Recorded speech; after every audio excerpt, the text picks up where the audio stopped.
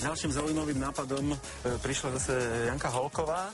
Janka, ahoj, ale vidím, že tu nie si sama, máš aj nejakého hostia. Dvojnohého pomocníka so sebou. Ako som spomínala už v prvom stupe, tak ja som bola pripravená, že dnes bude teplo. Ja myslím, že áno, sami uvidíte o chvíľu. To sa teda fakt zvedá. No a práve som bola pripravená na to, že bude teplo, pôjdem sa kúpať, bude 35 stupňov, tak som si pripravila takých tých osviežujúcich pomocníkov. Teraz sa to moc síce nehodí, ale keď už ich tu máme, tak Kamil mi prezradil, že tento pohár je skvelý a osviežujúci. Tak ako? No jednoznačne. Tento pohár má vlastne v stene taký rýchlo mrznúci gel, ktorý keď sa dá do mrazáku komplet celý pohár, hore dnom samozrejme, tak dokáže gel zamrznúť a tým pádom akýkoľvek nápoj do neho dáte, tak máte v momente chladný. Oveľa dlhšie, tak asi aj vydrží studený. No samozrejme. Toto je nádherná vecička, ďalšia. Tu už včera, ak nás sledovali naši televízni diváci, tak videli, ale tí, ktorí nesledovali, tak nech sa páči. Takáto súkromná chladnička do práce pre vás na skvelý drink, že? Áno. Klasická situácia, ste v kancelárii, teplo je vám, máte teplú plechovku s nejakým nápojom.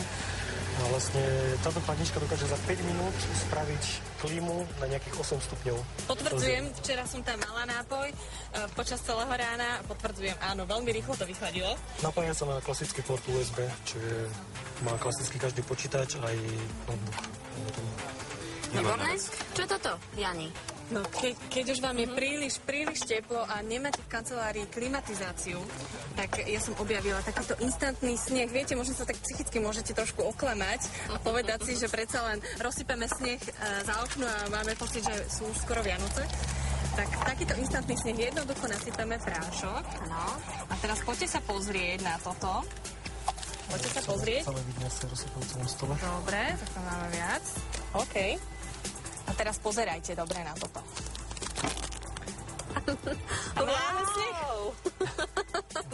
Aha, toto už je vlastne Toto už je vlastne hotový sneh. Je to možné? Takto keď si posypete okno, tak aj keď vám je neviem ako teplo, tak určite vás to schladí, aspoň Fantázia. pocitovo. Dá sa z toho urobiť aj nejaká snehová Guľa? Jej, ale ja taký príjemne studený. Števko, pozor! No, v Británii vraj už predávajú vianočné ozdoby, tak už aj u nás môžeme začať. No, perfektné nápady, ďakujeme, že ste nám ich ukázali. Dobré ráno, ešte stále sa zapájite do našej témy. Pýtame sa, či ste niečo zvláštne videli niekedy v A nech žije nevesta! Aj všetko.